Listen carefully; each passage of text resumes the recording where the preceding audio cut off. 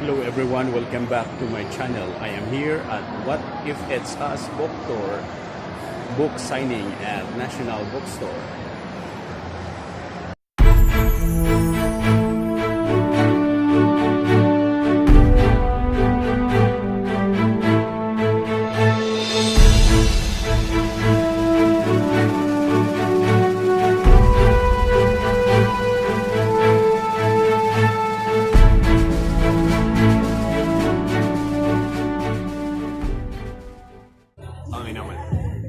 Okay. Hi, Lord Akmanda's blog. I am Adam Silvera, the co-author of What If It's Us, and we've had such a lovely day here in Cebu, and I hope you guys are having a great time.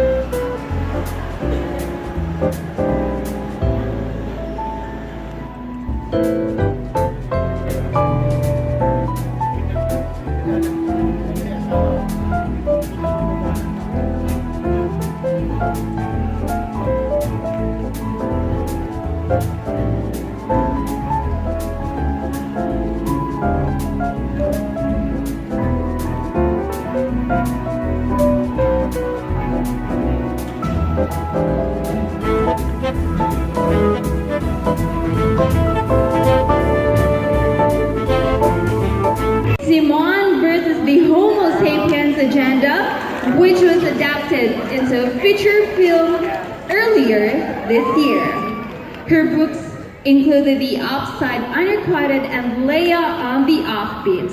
And of course, our second guest started out as a bookseller before shifting to children's publishing, where he worked at a literary development company, a creative writing website for teens, and as a book reviewer of children's and young adult novels.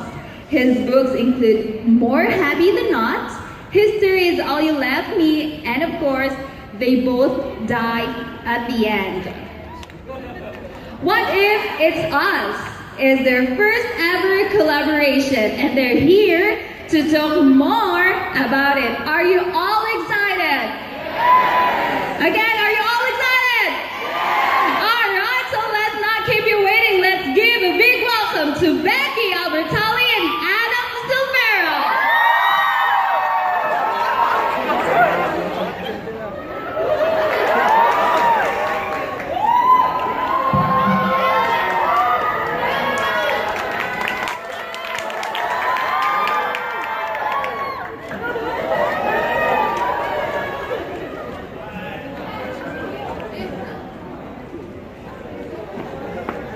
Hello, welcome, Adam.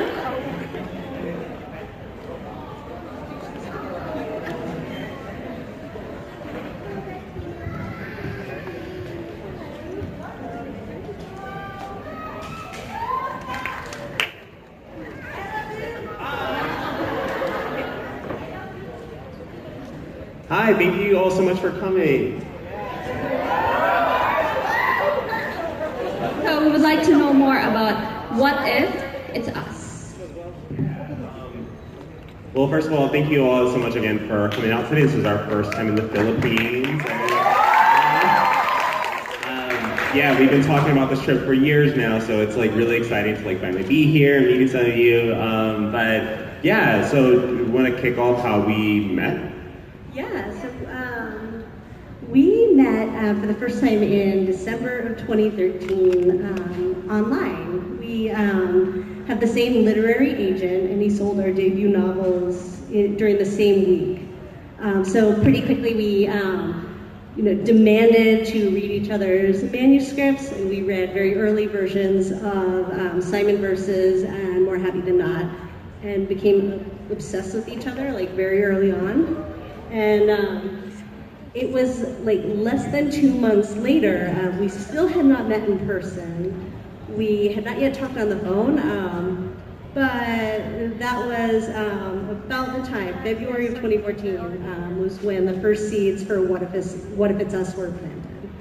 Yeah, so like Becky was telling me a story of from like her early 20s before she met her husband about like a cute guy she'd seen like at a coffee shop and made eye contact with him, and she didn't get an opportunity to like talk with him though, but she did try to like find him online, and I was really excited about that like romantic air of possibility that I immediately pitched to Becky like, oh, how cool would it be if we like did a YA book like this, except like the boys actually do find each other, and then all the complications that arise from that. And then we developed the Arthur and Fred story over the next few years.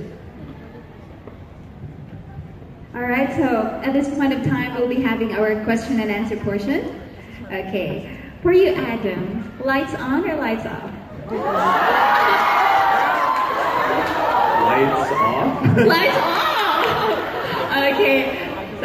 So since this is your first time here in the Philippines, how's it been so far for both of you? It's been wonderful. It's beautiful here.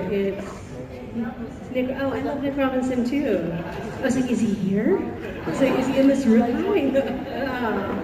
Yeah, it's been really cool because I think over the last couple of years, we really have had the opportunity to get to know some of our Filipino fans pretty well online. And so there are readers who we're going to be meeting over the next couple of days and today. And, we've been talking to some of y'all for years, and it is like very, very cool to finally meet you in person. Yeah, and I mean, it's again, we have been talking about the ship for years. Like, National Bookstore actually wanted us out last fall, and we kind of like secretly told them like, hey, so we actually have a collaboration coming out in 2018, like just wait. And yeah, but it's such a privilege to finally be here, and it's also the end of our like month-long tour, so it's great to leave it off here with you guys. Thank you so much. We are also glad that you are here in the Philippines, much more in Cebu. Okay, so for you, Becky, Love Swan was a huge hit, of course. How did it feel seeing your book come to life on the big screen? It was very cool. It was surreal and very different from any experience I'd ever had. Like, I'd never been on a movie set. I knew nothing about the process of book to film or just anything about movies. So it was really exciting to kind of be able to be along for the ride as that was coming together. And of course, like, they did such a great job with it. Like, I got so lucky. And the movie's so wonderful that I feel really good about it. Okay, so for all of your books are part of the so-called Simonverse. What's next for this universe? Will your future books still be part of it? No, I think, Leon the Offbeat, my third book, kind of takes this group of friends sort of to the end of their senior year, which to me felt very much like the natural ending point for that series. So. Okay, so for you, Adam, as I mentioned earlier, you were already involved in the publishing industry before becoming an author yourself. What prompted you to start writing your own stories? I was writing long before I did anything in publishing. I've been writing since I was 11 years old. Becky is similar, where we both were writing fan fiction before we were writing our own novels. So I was writing fan fiction throughout my entire teen years, like up until my senior year of high school. So I have always written, and but publishing was like really beneficial for me because I didn't go to college, and so I got a lot of education from working in bookstores and working in marketing and reviewing books. Okay, so all of your books have featured male protagonists. Will you ever write another kind of couple or relationship? I'm always going to write about queer people because that's who I am, and you know, if people want to read about a heterosexual romance, they can absolutely find that. There is no shortage of that, and but you know, I could write about from a girl's perspective, and it could still be queer. So yeah, I mean, I want to be writing queer boys right now because that's who I am, and that's who I feel like I'm in service to, since I didn't get to sort of like live my best queer life as a teenager. Okay, so at this point of time, we'll be talking about What If It's Us. So who initiated this collaboration, and did one of you come up with the premise, or did you work on it together?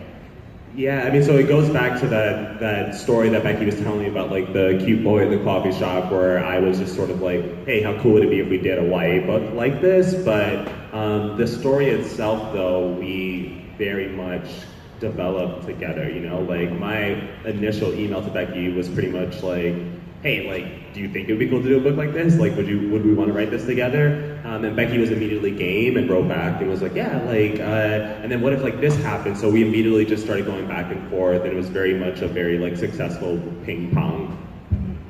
Okay, so how's like co-authoring this book, or are there any memorable stories from when you are writing on it?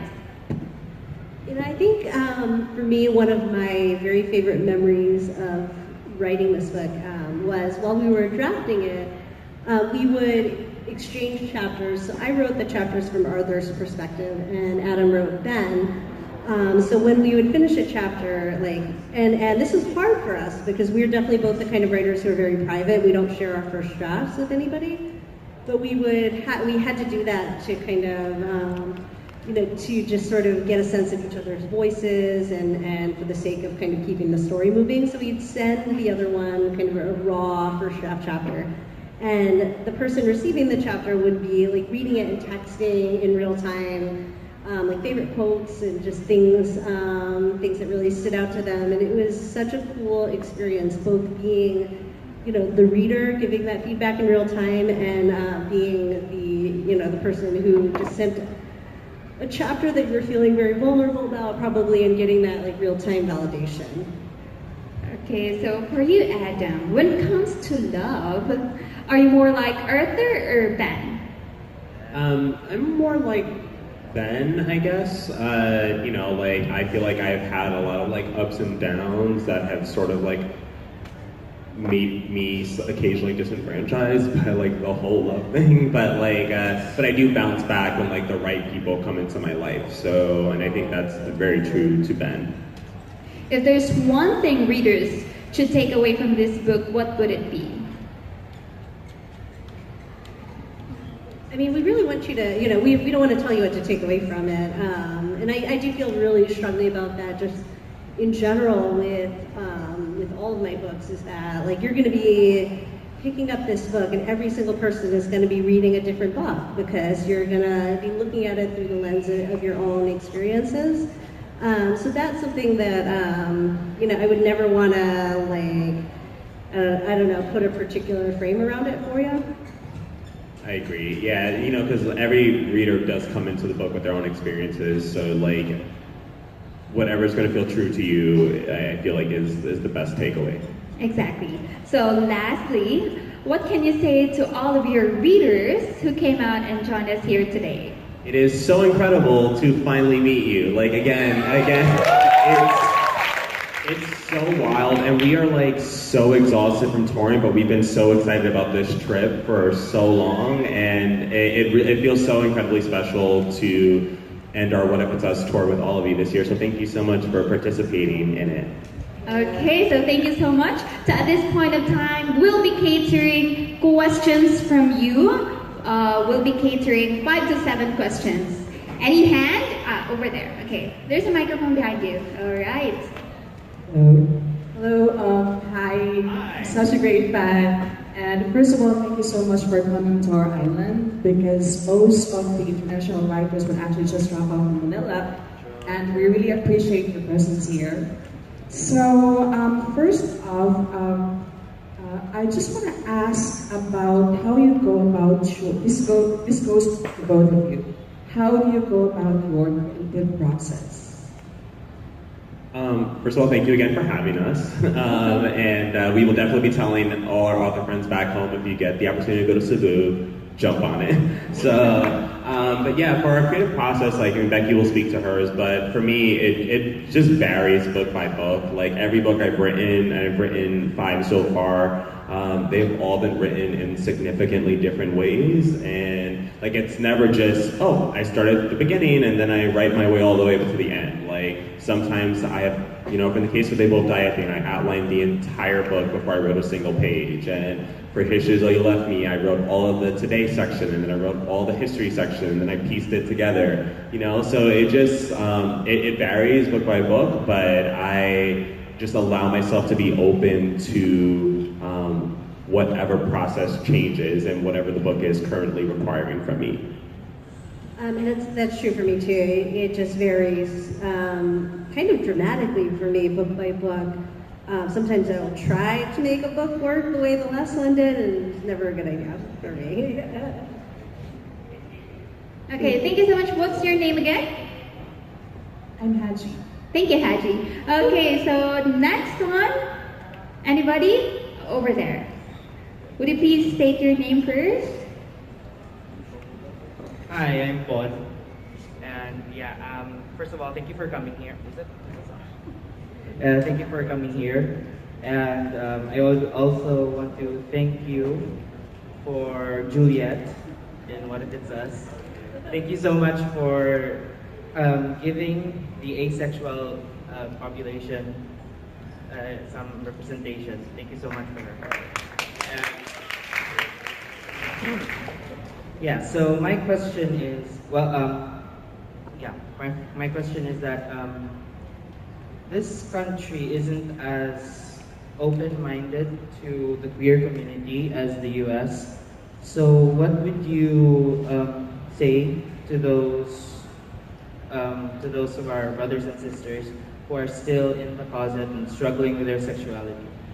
Yeah, I mean, so that's really difficult across the world in general. Like, even in the States, I mean, we have had people come to our events to sort of harass us about writing queer people, you know, and you don't think that, because I think sometimes we present the United States as being very, very progressive, and sure, maybe there are certain areas that are more progressive than others, but it is still not, it's not some gay utopia over there, you know? Like I didn't come out until I was 19 years old, and that was to a very select group of people, and I didn't come out widely until I was maybe 21 or 22, you know? And but for me, what was so beneficial for me was kind of finding my people online in a way that allowed me to be anonymous but also open. You know, like, I had different pen names online where I would kind of get to speak my truth and such, and live like how I wanted to be living outwardly. But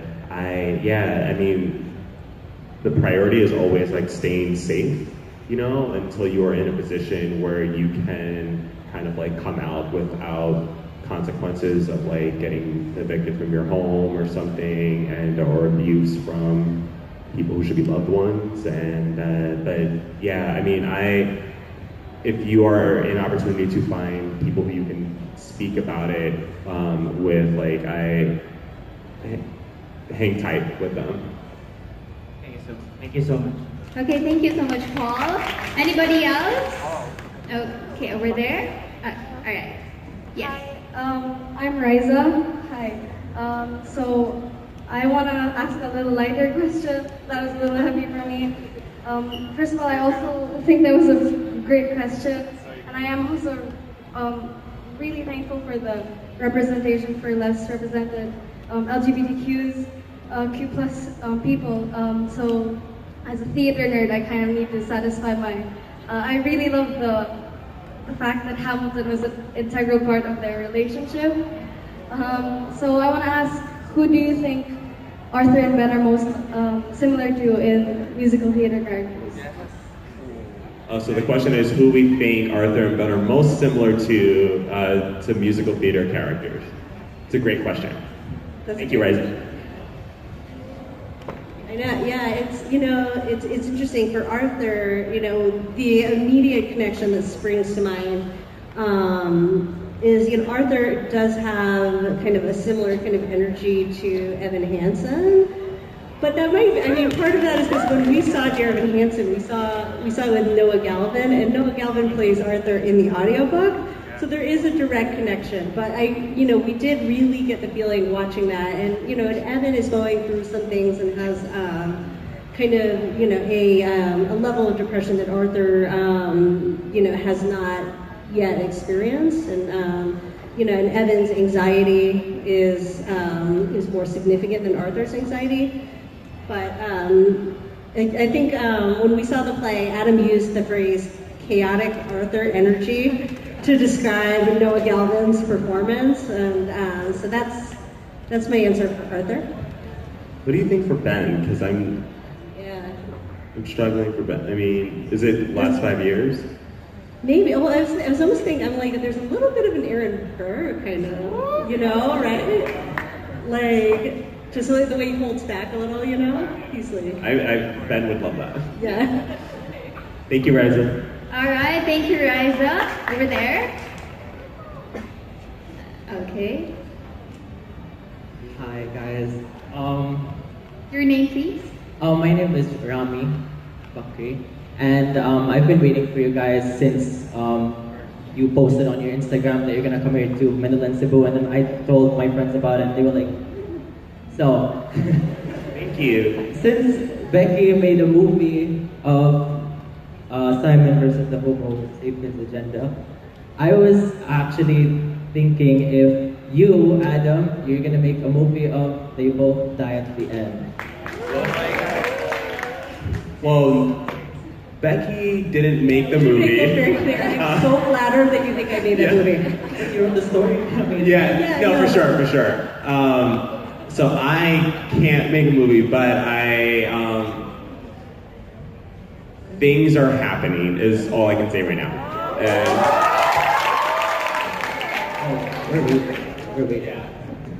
We should be able to talk about it more in the next few months. I don't know. But I don't know how any of this works, but things are happening. How about What If It's Us? What If It's Us has actually been an option for film by Brian Yorkie and Anonymous Content. So that's the team behind 13 Reasons Why, the Netflix adaptation. And and Brian Yorkie's also a Pulitzer Prize-winning playwright, which excites us because there's so much theater in this book. So we are super excited, but that's another thing that's like, all we know is that they have the rights and that they hope to be able to turn it into a movie, but like we don't know if it'll actually happen or when it'll happen. But right now, like things are feeling good. Oh, we'll be waiting. And in general too, just to kind of jump on that too, I desperately wish we had control over this sort of thing. But whenever you see, like, if there's a movie adaptation of a book, usually, you know, there are so many different hoops that need to be jumped through, and the author tends to have, you know, very little to no control over what that looks like or whether it's even going to happen. So I think kind of all of these things, like sometimes people will be like, why did you make Love Sign in a movie and not Leah on the Offbeat? And I'll be like, oh my goodness, you have like no idea how little control over, you know. So I do like to like spread that awareness so people stop yelling at me. So. Huge fan, by the way.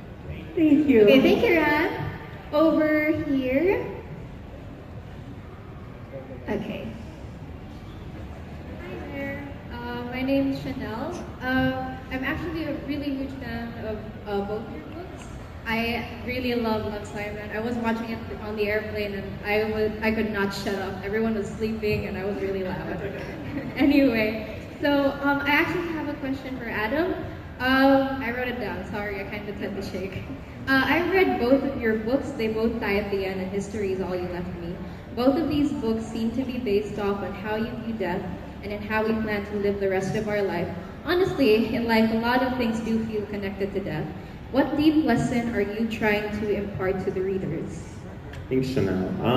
I never sort of like go into a book like, here is the lesson that you're all gonna come away with it. You know, like that's not how I think. Because also, when I write in a book, like I try to be the only reader I'm thinking about, because trying to write for multiple people makes writing a book impossible, and writing a book already feels so nearly impossible. But I'm always writing from like this place of like fear, and you know, like, and a lot of my fears are sort of like mortality related, and this is a result of being 11 years old when the terrorist attack 9/11 happened in New York City, and then 2 months later losing my favorite uncle, and I'm coming up on that anniversary in 2 days, literally, and like, and yeah, so like I was exposed very early on that like people could be here today and then gone, and you know, so that sticks with you, and like, so I mean, I'm always sort of like writing through that, and yeah, like, but for They Both Die at the End, when people tell me that they are sort of like more aware of how little they've been living their lives and are hoping to correct that, that makes me feel really great. And History's Really Left Me, when you're showing sort of a deeper appreciation for the people who are in your lives, and you know, the unfortunate event that you could lose them at any moment, like, that makes me feel really great too. So they're not lessons that I was like engineering for the reader, but I am super happy to hear that those are some of the takeaways. Thanks, Chanel. Actually, these books really did help me with my anxiety and how I read them for the past few days. So thank you so much. Thank you. Great. Thank you, Chanel.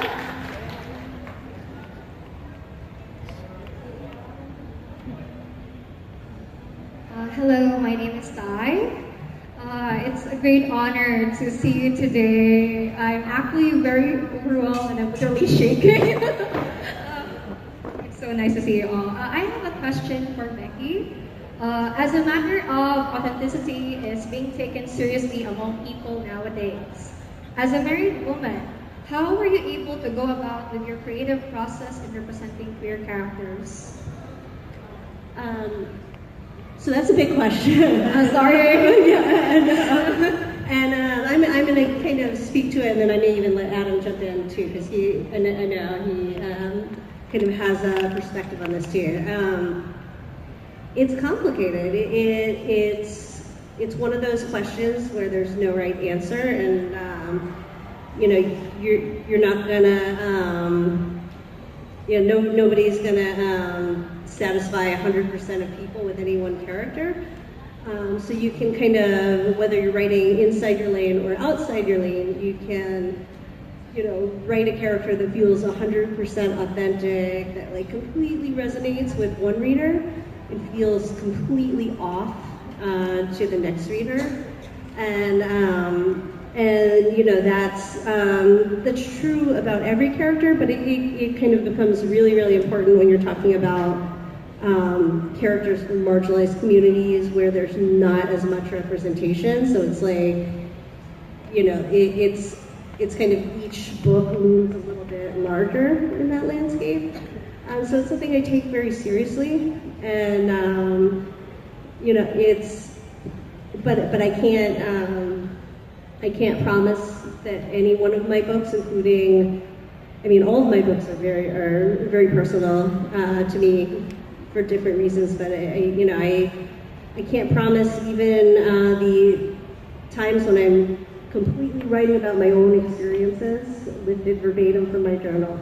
I can't promise that that's going to feel authentic. So I think it's about, you know, you create a character, you try to kind of make them feel as human as possible, and you try to remain as faithful to that character as possible. And then you're also mindful of kind of what the conversations are within that community. If you're representing a marginalized community, you know, you're trying to avoid writing your way right into stereotypes. You're trying to avoid harm.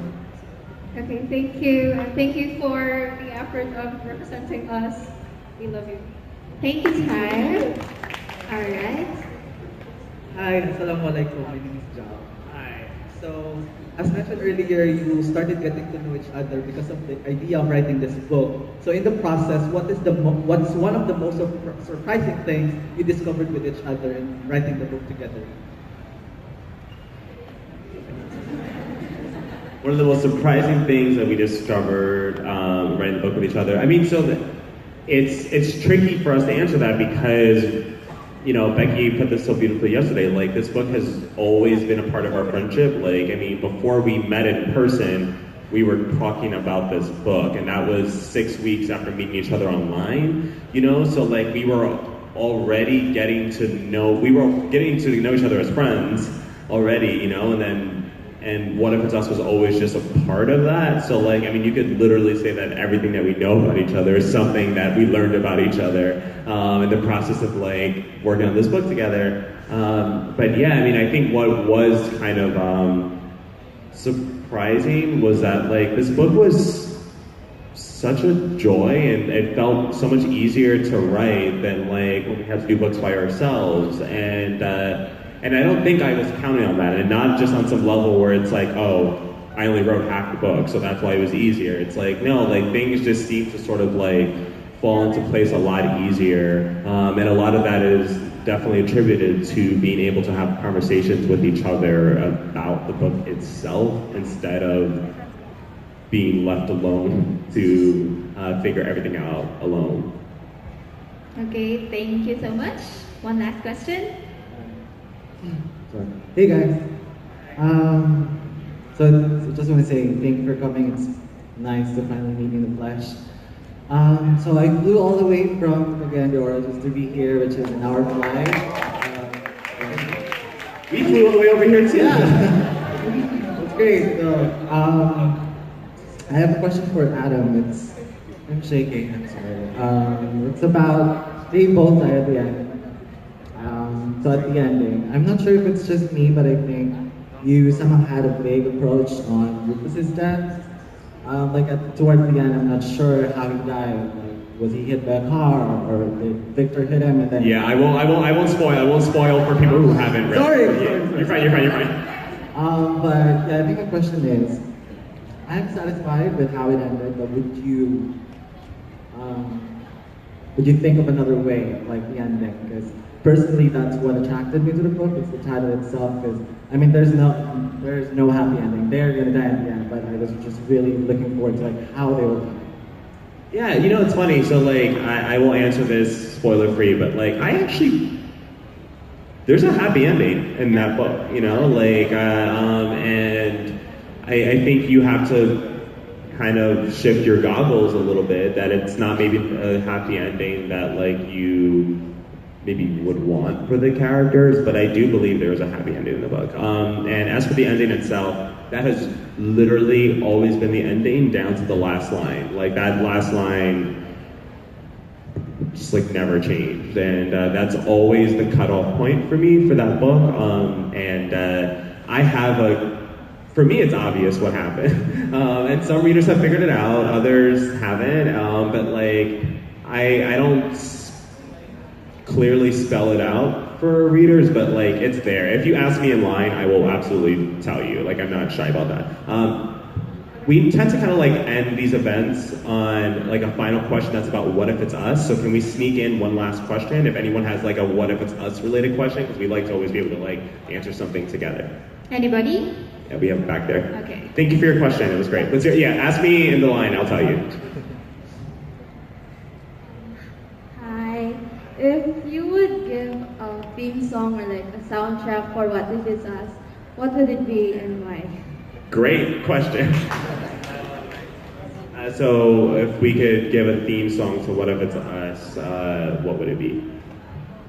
I mean, there's the like not digging too deep answer, which would be like we would start with the song that we pulled the title from, which is Only Us from Dear Evan Hansen. But I would say like, there would be a lot of Broadway on that playlist, and then there'd be a lot of Glee covers. Yeah, like I'm trying to think of like a specific song right now, but like I definitely would. I listen to a lot of Glee and like still do years after the show's over. I'm sure there's something from there that I would pull. Yeah. Okay, one very last question over there. Hello, I'm Ralph. I have my question is, what if I'm not going to ask this question? But I have two. My question is, I just want to know what are your favorite books. I really want to know what are my favorite authors, favorite book, or they are currently reading right now. Yeah, so and thank you for coming here. Thank you for coming here. So some of our favorite books, I mean, this is not a complete collection. I'm literally going to rattle them off as I think about them, but The Sun is Also a Star by Nicola Yoon, Strange Fascinations of Noah Hypnotic, Reach by David Arnold, which we are both like gigantic fans of, Noggin by John Corey Whaley, We Are Okay by Nina LaCour, Black Wings Beating by Alex London, who I know has been here to the Philippines as well. He wrote Proxy and Guardian. He's brilliant. This is his new book. It came out. It's like a queer epic fantasy that deals with like falconry and these like twin siblings, Kylie and Bryson, who like will go to the ends of the earth. Hello. Hi, how are you? Very fine. Nice meeting you. You as well.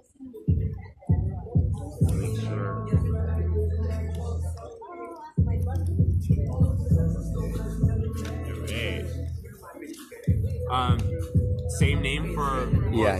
Okay. For both? Yes. Okay. Oh, sorry, that's a different book. I thought I had signed one of it.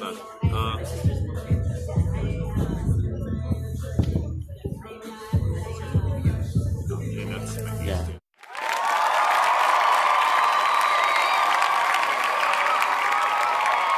Hello. Hi, how are you? I'm very fine. I'm a teacher and I'm going to share that book to my students. That's so nice, thank you. Yeah, thank you for what you do. Teaching the out-of-school children, youth, and adults in the DepEd alternative learning system. Awesome, yeah. Oh, thank you so much. Yeah.